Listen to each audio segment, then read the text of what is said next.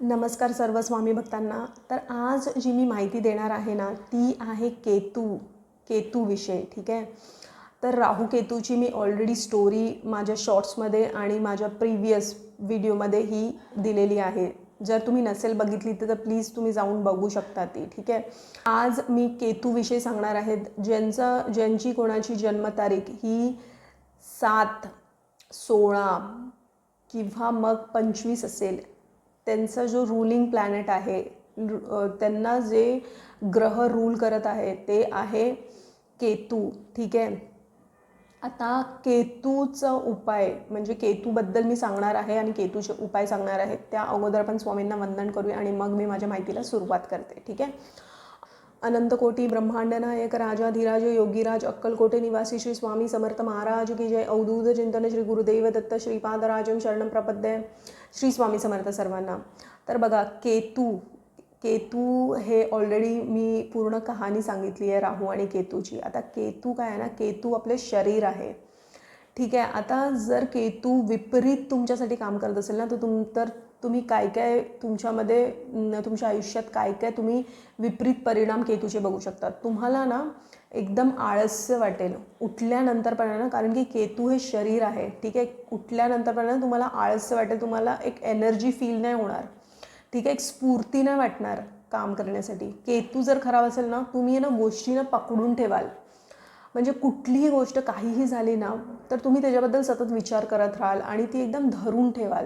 Detach व्हायला तुम्हाला खूप वेळ लागेल. म्हणजे तुम्हाला त्या गोष्टीपासून बाहेर निघायला तुम्हाला खूप वेळ लागेल. ठीक आहे. तू जर बरोबर नसेल ना, तर तुम्ही लगेच कोणावरती विश्वास नाही ठेवणार. तुम्हाला कोणावरतीही विश्वास ठेवायला ना, तुम्ही खूप जाच पडताळ कराल, खूप विचार कराल आणि काहीही गरज नसेल तरीही तुम्ही ही गोष्ट कराल आणि मग जाऊन तुम्ही विश्वास ठेवलात तर ठेवाल ते पण. ठीक आहे. डाऊटफुल आहे.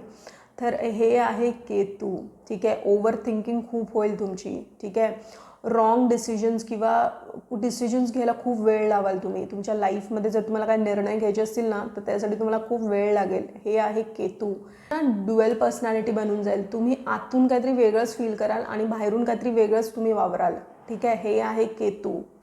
जर तुमचं केतू खराब असेल ना, तर तुम्हाला ना समाजामध्ये वावरायला पण प्रॉब्लेम होईल. कारण की बघा, शरीर आहे ना, शरीराच्या थ्रू आपण सगळीकडे वावरतो, तर तुम्हाला त्याच्यातसुद्धा प्रॉब्लेम होईल. ठीक आहे. म्हणजे तुमचा केतू खराब आहे. आता केतूला चांगलं करण्यासाठी ना, सगळ्यात उत्तम उपाय मी तुम्हाला सांगू काय आहे. गणपती बाप्पांची आराधना करा. तुम्ही अथर्व शीर्षक हे दिवसाला तुम्ही वाचत जा. अथर्व शीर्षक हे दर दिवशी तुम्ही वाचत जा. ठीक आहे. गणपती स्तोत्र तुम्ही वाचत जा. केतूचा उत्तम उपाय आहे. गणपती बाप्पांना तुम्ही दुर्वा आणि अक्षताही अर्पण करा. ठीक आहे.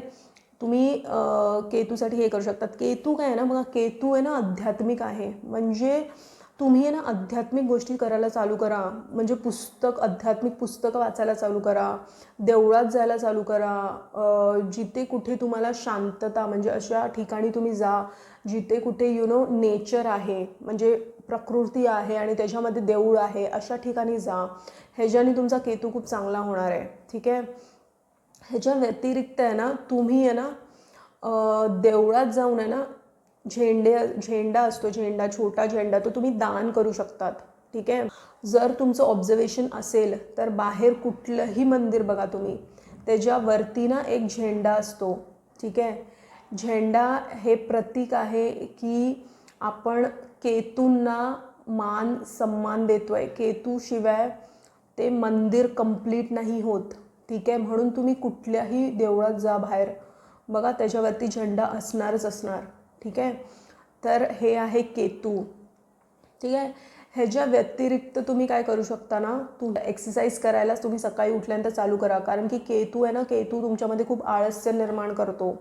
तुम्हाला खूप आळस वाटेल जर केतू तुमचा खराब असेल तर. ठीक आहे.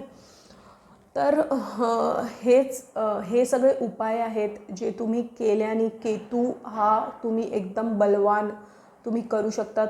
तुमच्या जीवनात परिवर्तन आणू शकतात.